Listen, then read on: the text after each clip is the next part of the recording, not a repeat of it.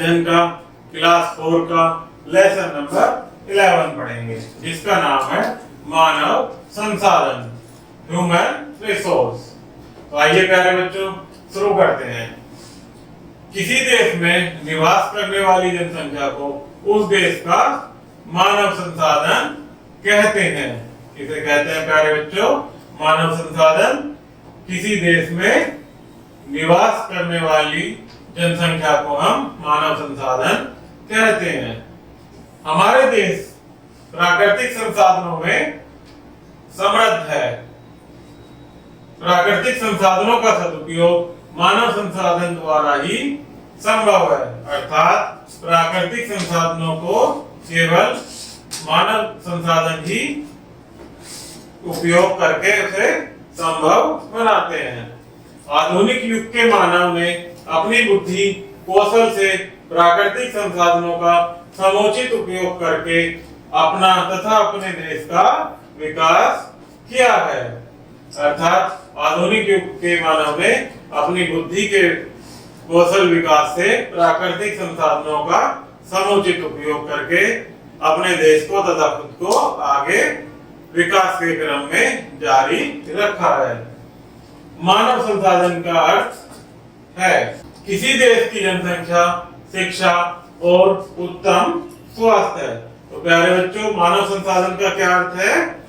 किसी देश की जनसंख्या, शिक्षा और उसका उत्तम स्वास्थ्य है, कि वहाँ की जनसंख्या कितनी समृद्ध है और वहाँ की शिक्षा कितनी आगे तक प्रगतिशील है और वहाँ के लोगों का, वहाँ की जनसंख्या का स्वास्थ्य कैसा है। मानव संसाधन में उसी देश को धनी माना जाता है जिस देश में सबसे अधिक व्यक्ति शिक्षित, स्वस्थ और कार्यशील होते हैं। मानवीय संसाधन पर ही देश की उन्नति व विकास निर्भर करता है, अर्थात वहाँ की जनसंख्या के स्वास्थ्य, शिक्षा और कार्य पर ही उस देश का विकास निर्भर करता है। भारत चीन के बाद सबसे अधिक जनसंख्या वाला देश है, अर्थात जनसंख्या के क्रम में हमारा देश दूसरे नंबर पर है। पहले नंबर पर कौन सा है प्यारे बच्चों? चीन।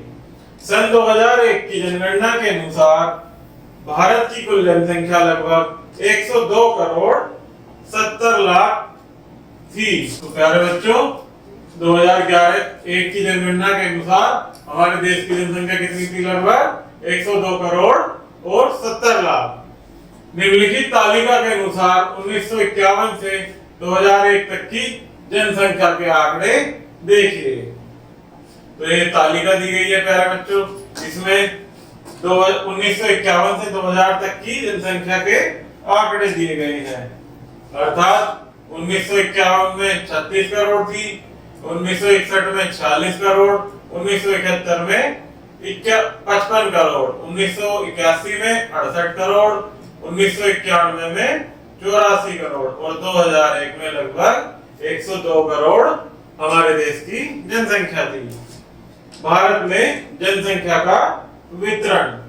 सन 2001 में भारत में जनसंख्या का औसत घनत्व लगभग 324 प्रति व्यक्ति वर्ग किलोमीटर था। भारत में अधिक जनसंख्या वाला राज्य पश्चिम बंगाल है। भारत में सबसे अधिक 2011 की जनगणना के अनुसार कौन से राज्य में सबसे अधिक जनसंख्या थी प्यारे बच्चों? पश्चिम बंगाल में सबसे ज्यादा जनसंख्या थी।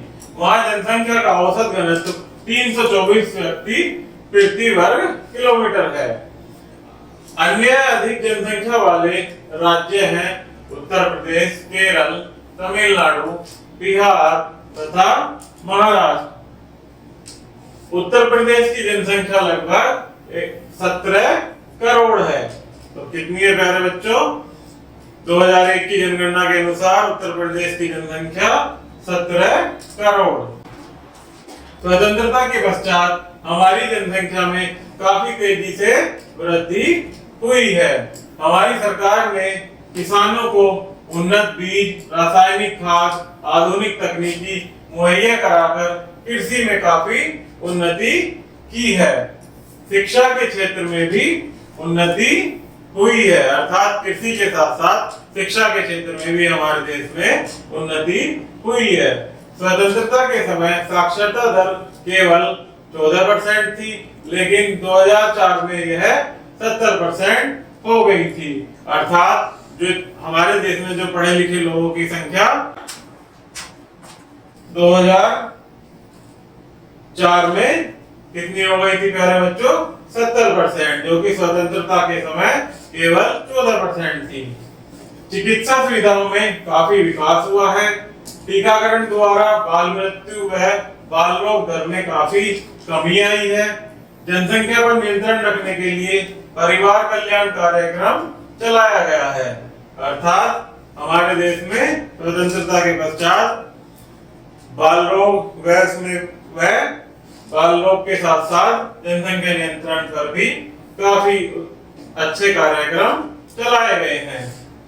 परिवार कल्याण वालों ने छोटा परिवार सुखी परिवार का नारा दिया है।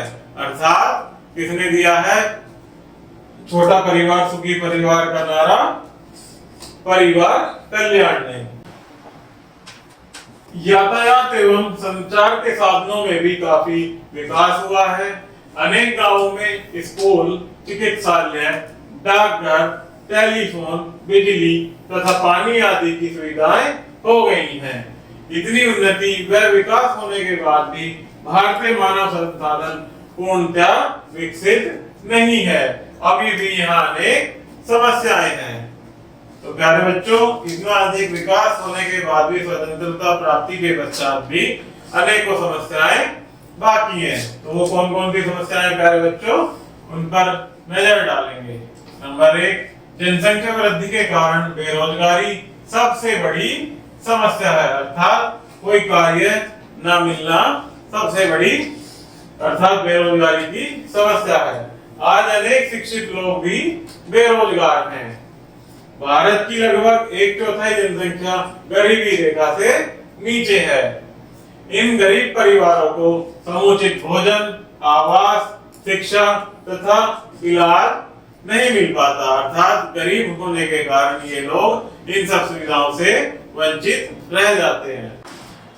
नेक्स्ट, शहरों की अपेक्षा गांव अधिक विकसित नहीं है, अतः रोजगार की खोज में ग्रामीण शहरों की ओर पलायन कर रहे हैं। अर्थात गांव के लोग शहरों की ओर अपना निवास कर रहे हैं।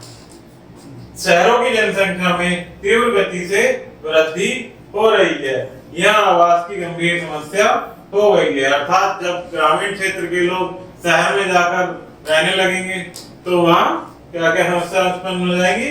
जनसंख्या तीव्र गति से बढ़ने लगेगी और आवास की अर्थात रहने की समस्या भी उत्पन्न होने लगेगी। इन समस्याओं का समाधान क्या है प्यारे बच्चों, वो देखते हैं एक बार। भारत सरकार अनेक समस्याओं का समाधान करने का प्रयास कर रही है। जनसंख्या पर नियंत्रण करने के लिए परिवार नियोजन को प्रोत्साहित किया जा रहा है। छोटे परिवार के लाभ बताए जा रहे हैं। अर्थात छोटा परिवार होने के क्या क्या लाभ हैं और क्या क्या वो सुविधाएं ले सकते हैं, वो लाभ भारत सरकार द्वारा बताए जा रहे हैं। बड़े परिवार में समुचित भोजन, आवास, शिक्षा का अभाव होता है। अर्थात जहाँ परिवार में अधिक लोग होते हैं वहाँ उनके भरण पोषण में भी समस्याएं उत्पन्न होती हैं। इसके विपरीत छोटे परिवार के बच्चों को शिक्षा, भोजन तथा आवास मिलता है। साक्षरता के लिए भी अनेक कार्यक्रम चलाए जा रहे हैं, जैसे बाल विकास, प्रौढ़ शिक्षा तथा ऑपरेशन ब्लैक बोर्ड आदि। अर्थात साक्षरता अर्थात शिक्षा के लिए भी अनेक कार्यक्रम चलाए जा रहे हैं। कौन कौन से कार्यक्रम चलाए जा रहे हैं प्यारे बच्चों? बाल विकास, प्रौढ़ शिक्षा और ऑपरेशन ब्लैक बोर्ड। ये ऐसे कार्यक्रम हैं जो हमारे देश में साक्षरता को बढ़ाने के लिए चलाए जा रहे हैं। बाल विकास में 14 वर्ष तक के बालक बालिकाओं को निःशुल्क शिक्षा दी जाती है। प्रौढ़ शिक्षा में अधिक आयु के लोगों को शिक्षा दी जाती है और ऑपरेशन ब्लैक बोर्ड अभियान में प्राथमिक शिक्षा दी जाती है। ऑपरेशन ब्लैक बोर्ड में क्या होता है प्यारे बच्चों, इसमें ऑपरेशन ब्लैक बोर्ड में प्राथमिक शिक्षा दी जाती है। इन सब प्रयासों का उद्देश्य मानव संसाधन को मजबूत बनाना एवं उसका सदुपयोग करना है। अर्थात ये जितने भी कार्यक्रम सरकार द्वारा चलाए जा रहे हैं प्यारे बच्चों, इनका क्या उद्देश्य है, मानव संसाधन को मजबूत बनाना एवं उसका सदुपयोग करना इनका उद्देश्य है। मानव संसाधन के विकास से ही देश की आर्थिक एवं सामाजिक उन्नति संभव है। अर्थात मानव संसाधन का विकास होगा तभी हमारे देश की आर्थिक स्थिति सुधरेगी और सामाजिक उन्नति भी संभव होगी। मानव की गुणवत्ता की उसकी उच्च शिक्षा एवं स्वास्थ्य एवं स्वच्छ वातावरण पर निर्भर करती है। अर्थात मानव की जो गुणवत्ता है, जो क्वालिटी है, वो उसकी किस पर निर्भर करती है प्यारे बच्चों, उच्च शिक्षा, स्वास्थ्य एवं आसपास का जो वातावरण है वो कैसा है उस पर डिपेंड करती है। सरकार की पंचवर्षीय योजनाएं शिक्षा, स्वास्थ्य और रोजगार देने में सहायक हैं। जो सरकार द्वारा पंचवर्षीय योजनाएं चलाई जाती हैं वो मानव संसाधन के विकास में भी अति महत्वपूर्ण होती हैं। तो प्यारे बच्चों, इसमें कुछ स्मरणीय तथ्य हैं जिन्हें हम वन बाय वन पढ़ेंगे। मानव संसाधन में उस देश को धनी माना जाता है जिस देश में सबसे अधिक शिक्षित, स्वस्थ और कार्यशील लोग रहते हैं। अर्थात इस देश को सबसे अधिक धनी माना जाता है प्यारे बच्चों जहां शिक्षित लोग और स्वस्थ और स्वच्छ वातावरण के साथ लोग रहते हैं। मानव की गुणवत्ता उसकी उच्च शिक्षा, स्वास्थ्य तथा वातावरण पर निर्भर करती है। सरकार ने साक्षरता के लिए अनेक कार्यक्रम चलाए हैं जैसे बाल विकास, प्रौढ़ शिक्षा तथा ऑपरेशन ब्लैक आदि। उत्तर प्रदेश भी अधिक जनसंख्या वाला राज्य है। सन 2001 की जनगणना के अनुसार भारत की जनसंख्या 102 करोड़ 70 लाख थी। 2001 की जनगणना के अनुसार भारत की कितनी जनसंख्या थी प्यारे बच्चों, 102 करोड़ 70 लाख। जनसंख्या वृद्धि के कारण भारत में गरीबी और बेरोजगारी आदि की समस्याएं दिन प्रतिदिन बढ़ रही हैं। तो प्यारे बच्चों, ये लेसन हमारा यही समाप्त होता। इसमें किसी प्रकार की कोई समस्या हो तो कृपया कमेंट बॉक्स में कमेंट कीजिएगा। धन्यवाद।